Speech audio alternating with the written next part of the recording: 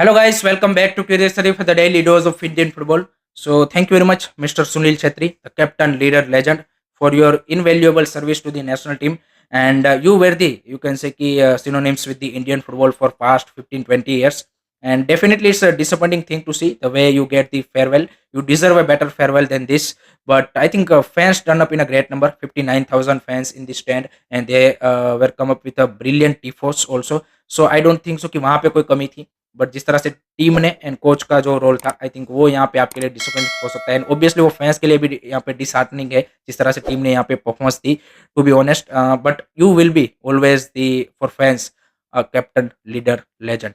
Now let's get into the match guys.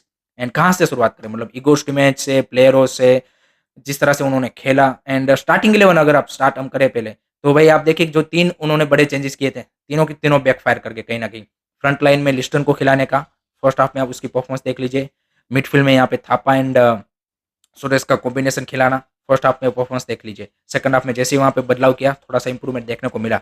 And जय गुप्ता को left back पे खिलाना, जिसको काफी सारे लोग बोल रहे थे कि वो अच्छा खेला. ऑफेंसिवली उसने एक दो यहाँ पे क्रॉस अच्छे डाले, सारी चीजें की, but defensively he was also poor. अब फिर से मैच देख सकते हो. एंड जब आप दोनों ऑफेंसिव फुल बैक के साथ जाते हो, तब आपको यहाँ पे भाई आपकी टीम खुलनी ही खुलनी है. वो फर्स्ट हाफ में हमने देख लिया. निखिल पुजारी तो वर्स्ट था ही था, बट जय गुप्ता के भी 3-4 बार ऐसे मोमेंट थे कि वहां पे उन्होंने सिली बॉल लूज किए और ऐसी सिचुएशन में लूज किए कि वहां से कुवैत का अटैक भी बना, हमने देखा. एंड उसका defensively is you can say कि उसका स्किल सेट उतना स्ट्रॉन्ग नहीं है. वो आईएसएल में भी हमने देखा था. बट एक सिंगल प्लेयर को आप यहाँ पे क्या बोलते हैं कि कॉल आउट नहीं करेंगे, क्योंकि ऑब्वियसली उसका पहला मैच था, सारी चीजें हैं, तो थोड़ा सा बेनिफिट ऑफ डाउट आप बोल सकते हो.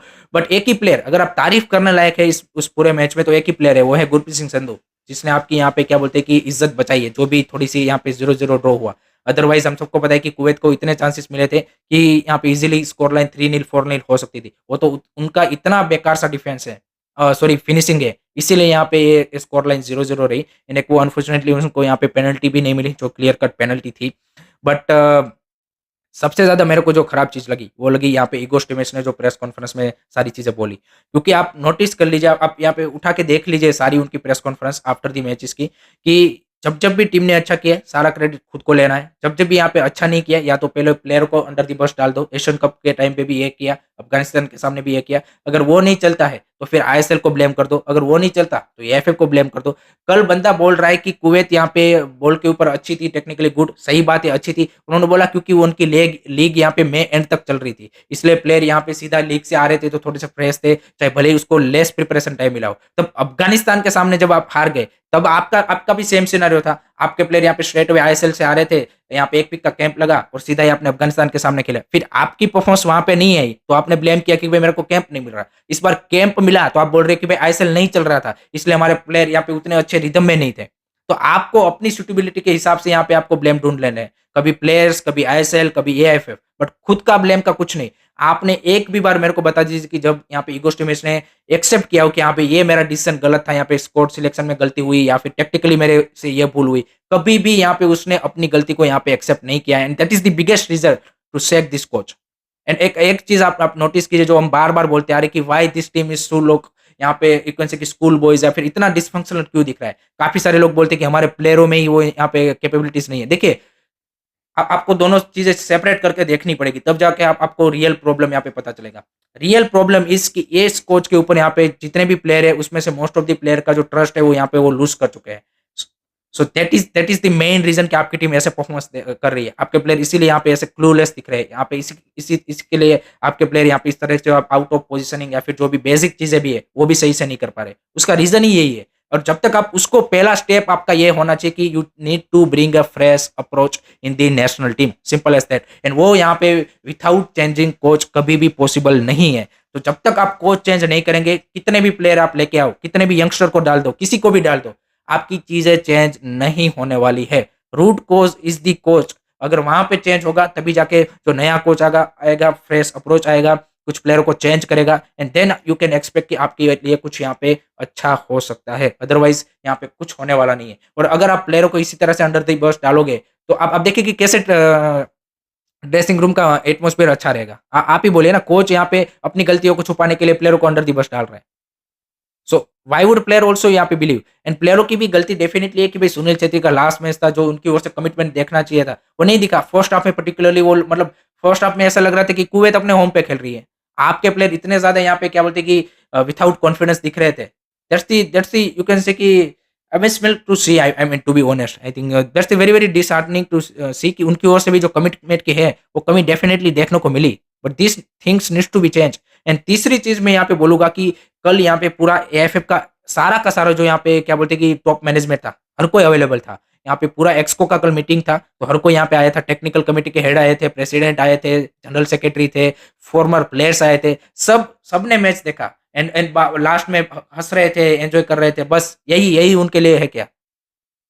ज़रा-सा भी उनको इंडियन फुटबॉल का कुछ भी यहाँ पे बस अपनी जेब में पैसे आते रहे, अपने को टेक्निकल डायरेक्टर ब ब बन जाए, अपने को टेक्निकल कमिटी का हेड बन जाए, अपने को कोच अंडर 17 का बन जाए, बस अपनी जेबें ही भरनी है उनको। इंडियन फुटबॉल के बारे में आप कुछ तो सोचिए भाई। This is the right time to sack the coach to be honest guys, because अभी भी आपके पास एक जो लास्ट यहाँ पे रास्ता बचा है क्वालिफिकेशन का, जो मैं आपको बता देता हूँ कि अब इंडिया के लिए एक ही क्वालिफिकेशन का रास्ता बचा है। कल यहाँ पे आप देखिए कि अफ़गानिस्तान ने भी कतार की टीम के सामने ड्रॉ किया है। चाहे भले ही वो यहाँ पे उनकी अंडर 23, अंडर 20 व्हाटएवर टीम थी, बट अफ़गानिस्तान ने यहाँ पे कतार के सामने कल 0-0 से ड्रॉ खेला है। तो उनके भी 5 पॉइंट हो चुके हैं, इंडिया के भी 5 पॉइंट हो चुके हैं एंड कुवैत के एट द मोमेंट 4 पॉइंट है। तो जो लास्ट मैच है इंडिया के लिए, अगर इंडिया को अफ़गानिस्तान एंड कुवैत वाले मैच के ऊपर डिपेंडेंट नहीं रहना है, then India needs to beat Qatar, simple as that. तो आपको वहाँ पे 3 पॉइंट लेने पड़ेंगे and you will go through round 3। And दूसरा सिनेरियो ये है कि अगर आप यहाँ पे कतार के सामने ड्रॉ करते हो, तब आपको यहाँ पे एक्सपेक्ट करना पड़ेगा यहाँ पे कि भई अफ़गानिस्तान एंड कुवैत का मैच भी ड्रॉ हो। तब आपके और अफ़गानिस्तान के पॉइंट सेम होंगे एंड वहाँ पे फिर गोल डिफरेंस में आपको क्वालिफिकेशन मिलेगा। So this is the only 2 way for India to right now to qualification. But इस तरह की परफॉर्मेंस देने के बाद और जिस तरह से ये सारी चीज़ें हुई, उसके बाद तो भाई टीम का मोरल और डाउन होगा। And I think this is the right time to sack Igor Stimac. Mahesh Gawli को आप बोलिए, क्योंकि वो टीम के साथ ऑलरेडी पहले से ही जुड़ा हुआ है एज़ अ असिस्टेंट कोच। तो आप उनको बोलिए कि भाई आप कतार में टीम लेके जाइए। इस कोच के साथ भाई यहाँ पे टीम काफ़ी सारे लोग बोलेंगे कि अब लास्ट मैच है, पर इस फ़र्क ही नहीं पड़ता। आप देखिए 4 वीक में अगर टीम ऐसी परफॉर्मेंस दे रही है यहाँ पे, तो हाउ कैन यू एक्सपेक्ट कि अब यहाँ पे 5 दिन में कुछ चेंज हो जाएगा? इतना इतना तो हमें लॉजिकली सोचना पड़ेगा, चाहे भले ही फैन है, बट थोड़ा-सा तो यहाँ पे हमको रियलिटी को यहाँ पे क्या बोलते हैं कि एक्सेप्ट करना पड़ेगा ना, कि 4 वीक में अगर आपकी टीम प्रिपेयर करके ऐसा परफॉर्मेंस दे सकती है, तो what you can expect from the next 5 days? तो उसमें ईगो स्टोरेज रहे ना रहे, उससे क्या फ़र्क पड़ता है? एंड आई थिंक वो यहाँ पे होना ही चाहिए। एंड डिस्पाइट चलो मान लीजिए कि ईगो स्टोरेज यहाँ पे रह जाता है एंड यहाँ पे कैसे भी करके कोई यहाँ पे क्या बोलते हैं कि मैजिक होके यहाँ पे हम कैसे भी करके कतार को हरा देते हैं, तब भी भाई this needs to be change, simple as that. यहाँ पे इगोर स्टीमेज चेक होना ही चाहिए। प्लेयरों में भी काफ़ी अब यहाँ पे सुनील छेत्री जा चुके हैं। I think there are a couple of players they don't deserve a national team यहाँ पे call up, to be honest guys. There are a couple of players who don't deserve it, simple as that. यहाँ पे नाम इस moment पे हम नहीं लेंगे, but they don't deserve it, simple as that. And आपको एक फ्रेश अप्रोच के साथ, एक नई टीम बिल्डिंग के साथ यहाँ पे आपको राउंड 3 में अगर आप क्वालीफाई करते हो, तो वो या फिर आपको फिर से यहाँ पे एक फ्रेश स्टार्ट करनी पड़ेगी। उसके अलावा यहाँ पे नेशनल टीम के अगर आप पॉइंट ऑफ व्यू से देखें, तो कोई भी चेंज यहाँ पे नहीं होने वाला and this needs to be look into by fans. बाकी सारी जो आप प्लेयर का बाकी का जो इम्प्रूवमेंट है, वो आपका स्ट्रक्चरल चेंज होगा तभी हो पाएगा। बट इस प्लेयरों के साथ भी एटलीस्ट इससे बेटर परफॉर्मेंस आ सकती है। वो हमने अफ़गानिस्तान के सामने भी बोला, एशियन कप के टाइम्स में भी बोला। सो ये सारी चीज़ें हैं जो आई थिंक फैंस को समझनी पड़ेगी। इसमें एक्स, वाई, ज़ेड प्लेयर आप यहाँ पे इस मैच में यहाँ पे 3 प्लेयर ने अच्छा किया होगा, नेक्स्ट मैच में और कोई 3 प्लेयर अच्छा करेगा और आप अब ब्लेम हम किसी और 3 प्लेयर को कर रहे होंगे। सो ये रुकने ही वाला नहीं है। ये जो कारवां है वो रुकने ही वाला नहीं है। अगर आपको पूरी टीम को फंक्शनल कराना है, देन आपको फ्रेश अप्रोच चाहिए। उसके अलावा ये पॉसिबल नहीं है। So that's what I think guys. Let me know what do you think about this all scenarios and आपको क्या लगता है? अपने थॉट्स यहाँ पे कमेंट सेक्शन में ज़रूर बताइए। बट थोड़े से लॉजिकल यहाँ पे क्या बोलते हैं कि मैं चाहूँगा कि थॉट्स आए। ऐसे ही यहाँ पे क्या बोलते हैं कि लेफ्ट सेंटर राइट नहीं होने चाहिए। थोड़े से लॉजिकल कमेंट्स यहाँ पे ज़रूर आप रखिए, अपने थॉट्स बताइए एंड आई होप कि आपको वीडियो पसंद आया होगा। So that's it from my side guys regarding today's Indian football and please don't forget to like, share, subscribe curiosity.